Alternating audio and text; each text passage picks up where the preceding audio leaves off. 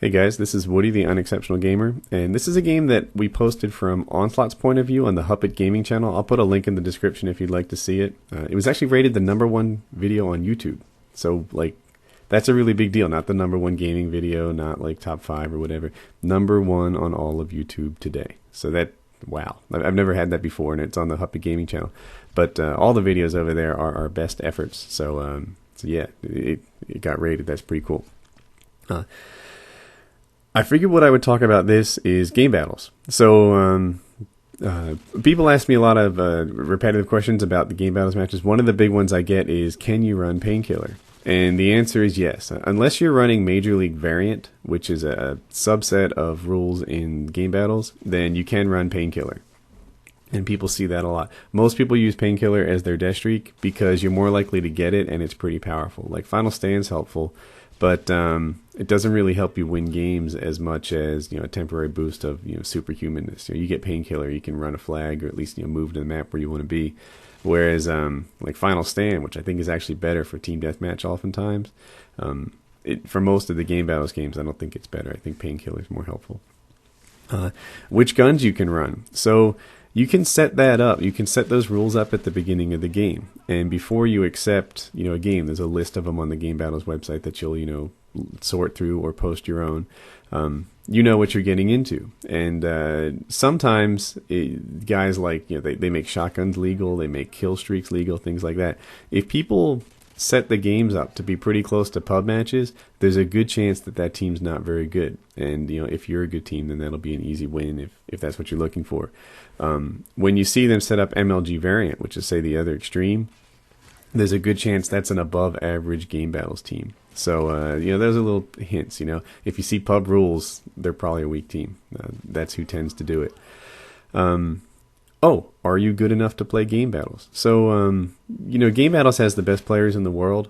It also has other players too. If you're the sort in pub matches who finishes at the top or near the top most of the time when you're with randoms, then you're ready for game battles. That's that. You also want to know your callouts. So a lot of guys have asked me to do a series on the callouts, to just walk around the map and do a tour. The thing is, T. Martin did that, and he did it, I think, better than I could. So, I guess I'll throw a link to the description to his page too.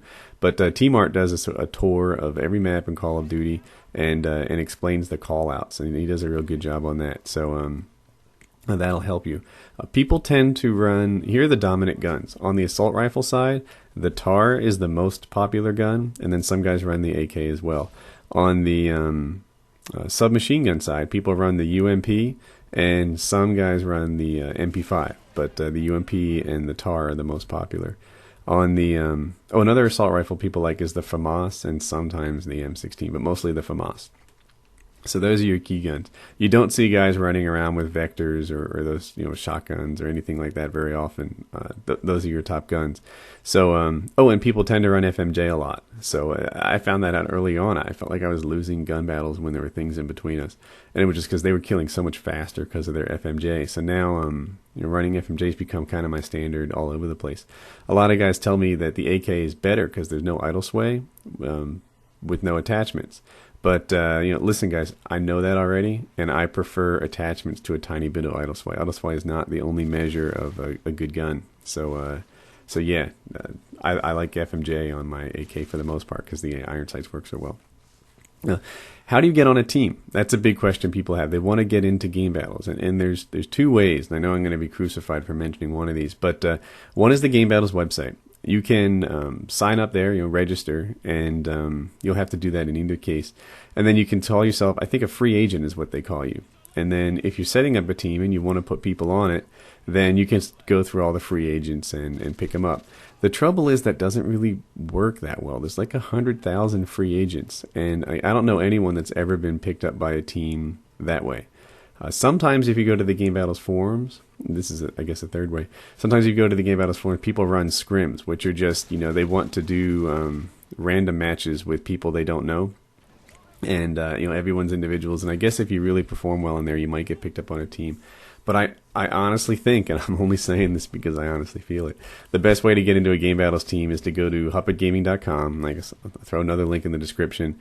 And at huppetgaming.com, you can tell people that you want to play game battles, and there'll be other people there looking to put together a game battles team. And Huppet Gaming, one of the big things it has is sharing gamer tags. It's kind of like a dating service for gamers, where you can hook up guys who have similar objectives, and it's just ideal for things like assembling a game battles team or assembling a team of guys that want to just wreck pubs all night long. So people ask about that a lot. Huppet Gaming is a good way to put together a game battles team. Shotguns, kill streaks, things like that. These are all user configurable rules, and you can choose them when you set up the game. And I think I talked about that a little bit already. But if you see us running shotguns, it's because we're allowed. Even noob tubes and claymores and things like that can be legal. They're usually not. The most common rules are there's no RPGs, there's no claymores, there's no noob tubes, there's no thumpers, there's no AT4s. All that stuff is disabled. No kill streaks. That's not very common to see that sort of thing. So most of the time it's just gun on gun and tactics and callouts and working together. Your KD is non-important in game battles. Our only loss this season, every one of us went positive. So we wrecked that other team in terms of KD, but we lost the game. That's not to say that winning your gunfights doesn't matter at all, right? Because there's not a lot you can get done in Call of Duty when you're dead. But it's not about KD either. I think in pub matches and YouTube videos, there's kind of this idea, like they'll look at a domination game and look at the guy's KD and figure out who was best. But that's not really how you tell who's best at Modern Warfare. There might be a guy who went 11-5, but all 11 of his kills were on the flag. That guy might have been more important to the win than some guy who went 30-2. But he was camping his own spawn and got, a bunch of kill streaks up or something like that. So not all kills are created equal. You got to be in the hot spots. You got to own the map. You got to call out to your team. There's more to a game battles player than just his KD.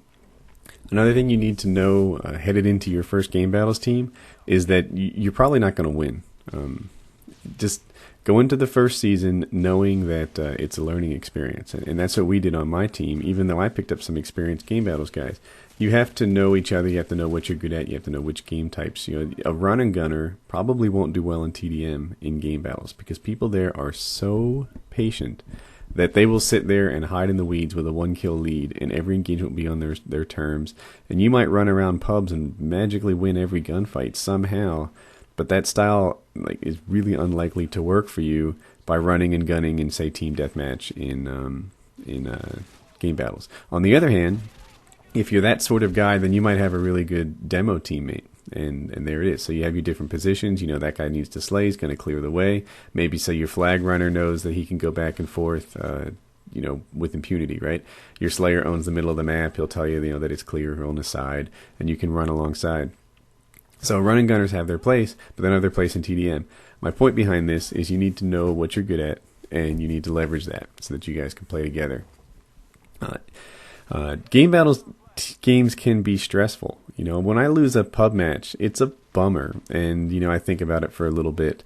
When I lose a game battles match, it's kind of like I often equate it to high school sports. That's about how much it matters. Will it matter 3 weeks from now? No, not really. Will it matter 3 years from now? No, not at all. It doesn't really. I'm a grown up. I have a mortgage. I have all this other stuff. Game battles is not genuinely important, but it feels kind of important when you lose. It's kind of a big deal. You're doing your best. You wanted to win. It was your best effort, and it wasn't good enough. So know that when you play with these guys, you're going to have a harder time, and you're going to be in for some disappointment, especially the first season. But if your team sticks together and you can push through that, then you can get better and turn yourself from just a group of people who met to a real team that knows how to win games. And it's pretty cool when you get that. It's fun to win games. So there you have it. Go meet some people. I genuinely think Huppet's the best place to get in touch with other players, and put together a team and understand that there'll be some bumps in the road before you guys get good. So that's some advice there. As far as how to tell how hard a game is going to be, if they run pub set rules, they probably stink. The toughest teams tend to play 4-on-4. So if you see like a 3-on-3 or a 5-on-5, there's a good chance the team you run into won't be a bunch of all-stars, which is kind of nice. Depending on what you're looking for. If you're an absolute stud team, you might not want to waste your time with anyone but all-stars. But just know that in the team bracket, that's that. If you want to maximize your game battles ranking, the way to do that is to get on, play singles, doubles, and team matches, and disband your team after a little bit, because you get extra points for beating higher ranked teams than you. And if you want to maximize your game battles ranking, you don't want a highly ranked team. You want to, be a level 1 or 2, and you get some wins, and then disband your team and do that. That's how people maximize their game battles ranking. So it's not a true test of skill. I hope you enjoyed the video.